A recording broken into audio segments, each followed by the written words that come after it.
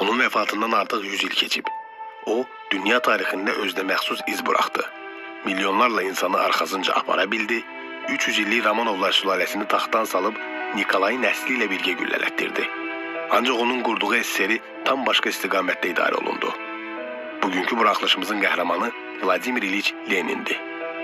Tarixdə 100 ən çox öyrənilən şəxsiyyətlər siyasında 3-cü yerdə olan Sovet xalqlarının Lenin babası öz zəkası, zəhmi və mülayimliyi ilə yadda qalıb.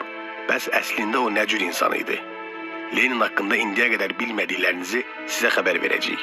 Kanala abunə olmaqla videonu bəyənməyi unutmayın. Öncədən təşəkkür edirik.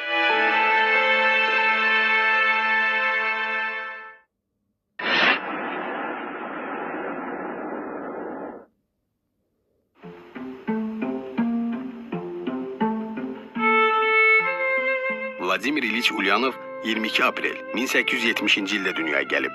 Bacı və qardaşlarından seçilən bu uşaq 3 yaşına dək gezməyi və danışmağı bacarmırdı. Çətin tərbiyə olunan Lenin davakar və aqressiv bir uşaq idi. Evdəki oyuncaqları xarab etməkdən zövq alan Leninin belə biri olmasına səbəb diqqətsizlik idi. Böyük qardaşına daha çox vaxt ayıran valideynlərinin diqqətini cəlb etmək üçün Lenin dərslərini yaxşı oxumağa başlayır. Diqqətə olan ehtiyac Leninin 1887-ci ildə Simbirsk gimnaziyasını qırmızı diplomla bitirməsinə səbəb olur. İlk baxışda hər şey qaydasındaymış kimi görünür. Vladimir'in gələcəyi ümid vericidir. O, təhsilini bitirib tarixçi olmaq istəyirdi. Onun ağlında heç bir inqilab yox idi. Lenin sadəcə anasının diqqətini cəlb etmək üçün çalışırdı. O, sübut etməli idi ki, böyük qardaşı Aleksandrdan daha ağıllı və bacarıqlıdır. 1887-ci ildə gecə-gündüz oxumaqla məşğul olan Vladimir'in planlarını alt-üst edən və gələcək həyatını dəyişəcək bir hadisə baş verir.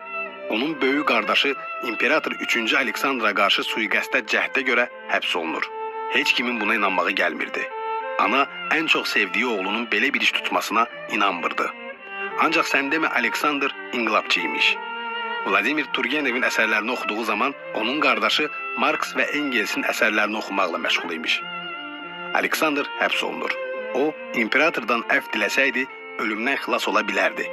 Ancaq onda olan inqilabçı ruhu Aleksandra əfv diləməyə icazə vermir. Aleksandr Ulyanov asılaraq edam olunur. Bu hadisə Lenində həm inqilabçı ruhunun oyanmasına, həm də qisas hissinin yaranmasına səbəb olur. Lenin nəyin bahasına olursa olsun, imperatordan qisas almağı qarşısına məqsəd qoyur. Məhz həmin zaman ona məxsus məşhur fikri səsləndirir. Biz başqa yolla gedəcəyik.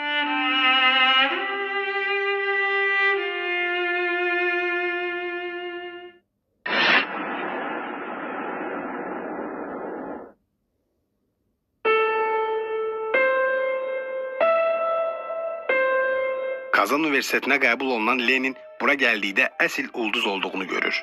Özünə görə yox, qardaşına görə. İnqilabçı Aleksandrın qardaşı olmaq ona əlavə bir məsuliyyət yüklüyürdü.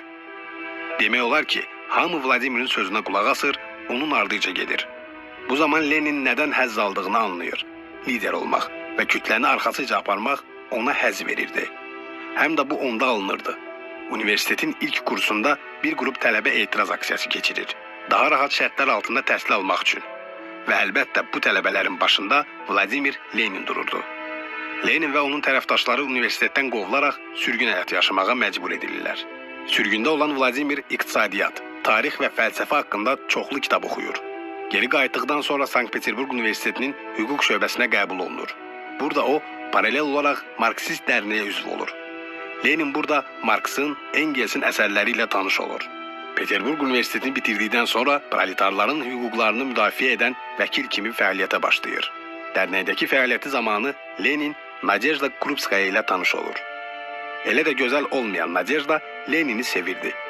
Lenin isə Nadejdanı çox da ciddiyə almırdı. Bir hadisə baş verənə qədər.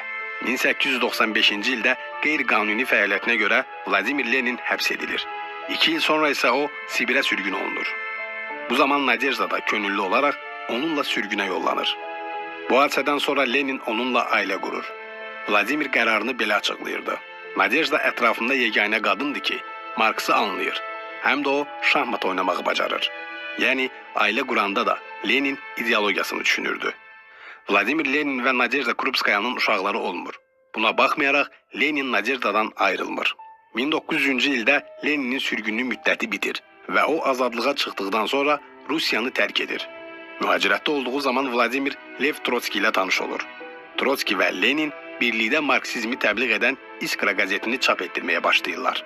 1901-ci ilin dekabrında bu qəzetdə o, Lenin ləqəbi ilə özünün ilk məqalələrindən birini nəşr etdirir.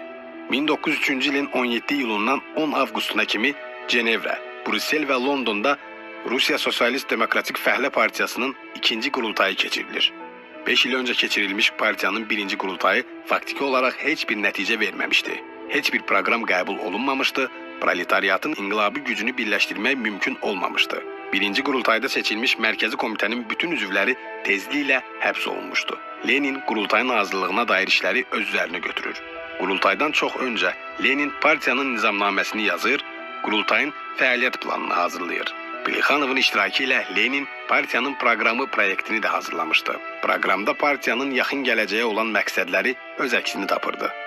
Çarizmin devrilməsi, demokratik respublikanın qurulması, kənddə təhkimçiliyin qalıqlarını aradan qaldırmaq, kəndlərə torpaqların qaytarılması, 8 saatlıq iş rejimi, millətlərin bərabər hüquqluğunun yaradılması. İşçi hərəkatının qarşısında son məqsəd kimi tamamilə yeni bir cəmiyyətin, sosializm cəmiyyətinin qurulması qoyulmuşdu. Ona çatmaq üçün vasitə sosialist inqilab və proletariat diktaturası olmalıydı. Qurultaydan Lenin qalib çıxsa da, partiya iki fraksiyaya parçalandı. Bolşeviklər və menşeviklər.